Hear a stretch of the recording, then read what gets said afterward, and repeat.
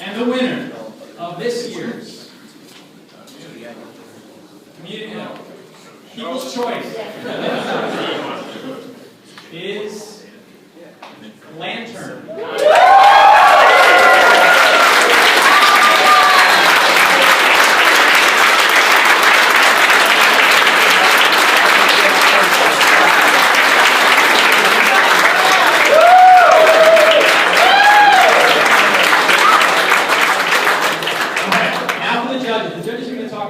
About the presentations, and then they're going to give you the winner. So here we go.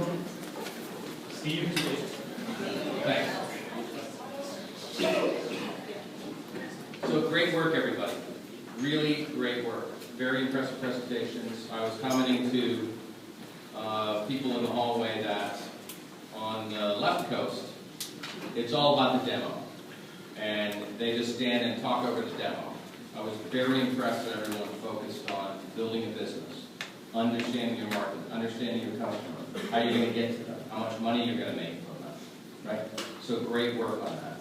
So what we thought we'd do before we announce the winners is just talk a little bit about sort of one plus and one minus, something that you did really great and something you need to work on in your teams for each of the teams in your presentation. So the roads, where's the roads? Fifth block. Right here. Good work. As I don't know if you saw my tweet, but new hashtag in the world, go roads. So, the biggest plus for Fifth Block, besides the road thing, is a really interesting go-to-market play. So we really liked how you thought about the Joe and the Pro and how to put that together. Really smart thinking there. What we think you need to work on is, aside from the Pro and the Joe, all the judges sort of forgot your product concept and like what it actually did. So you need to focus on getting that message right. All right? I'm sure if you told me again, I'd remember and then probably forget again because it's just me. But if it didn't stick for longer than half an hour, there's something missing there. Okay? Gravity Well. Where is the Gravity Well team? So what we liked here is really great UX, and the minimum viable product met the criteria that the judges were looking for in terms of what we expect for a weekend. What we think you need to work on is your rollout strategy. We're not exactly sure how you're going to compete and who you're going to run into, and we're also not sure exactly the customer base that's going to be attractive. Your data wasn't statistically significant enough in order to make that correlation. You compete me. Where's that team? All right. So on the positive side, the customer interviews, really good work there. Very, very good work. I can't not mention the video, can I? Yeah, very good. So, in terms of the user experience and sitting here as an entrepreneur and an investor, I was engaged in that whole presentation, so good work there. So on the work on it side is really the competitive stuff. We already know, just among the judges when we were talking about it, that you've got some competition out there already. You have an almost Me Too app. Steve, who makes that? Reebok. Has a very, very similar app. So competition is fierce, so you need to pay attention to that. No name politics. Yeah. Team. Okay. So on the positive side, great statistical analysis I wrote down.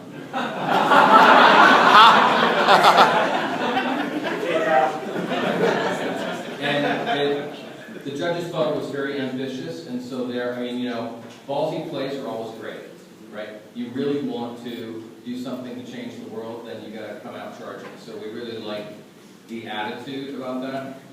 What we're concerned about and what you need to work on is how you're actually going to scale the business. There's a lot of data out there that you're going to collect, and also that is collectible and connectable.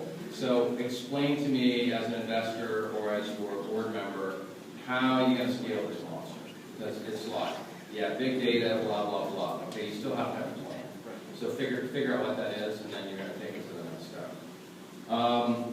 InnoVenture Youth Labs, where's that team?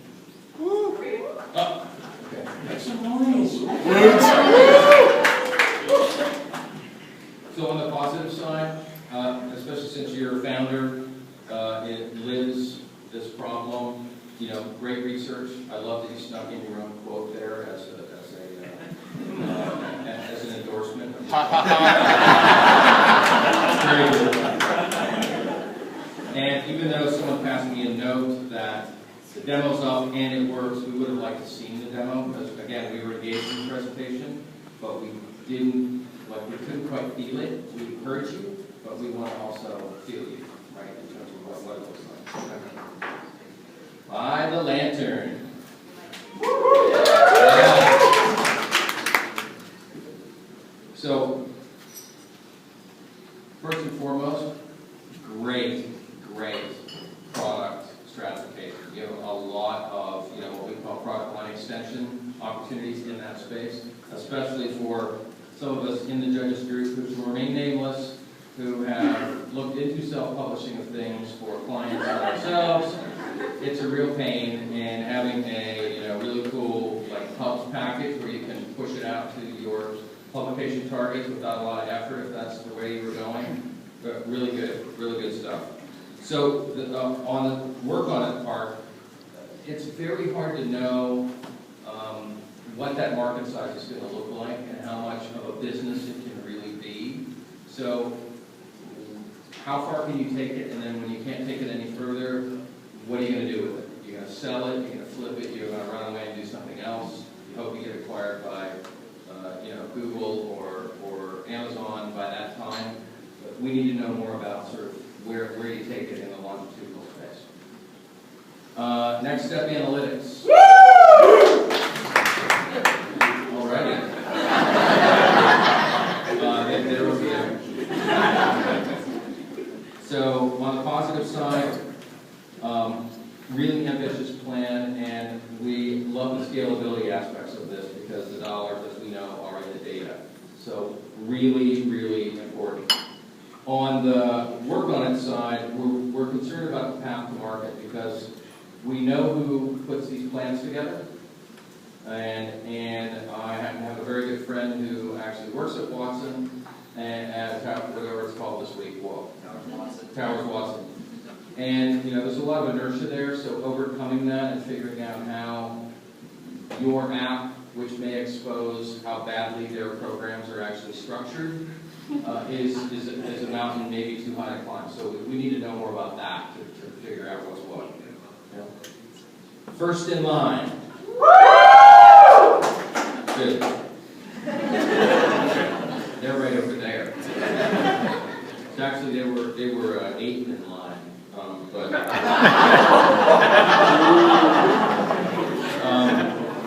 and that's not their score. I was just making a joke about that. So what we really like about your product is it's like Priceline meets Zappos, right? These are people who they know what they want, but they're willing to wait. And so it's a wait versus buy play, and that's intriguing because one of your things to work on, which we can't figure out how you're going to solve this problem, is the chicken egg problem. How are you going to get engagement with the buyers and sellers?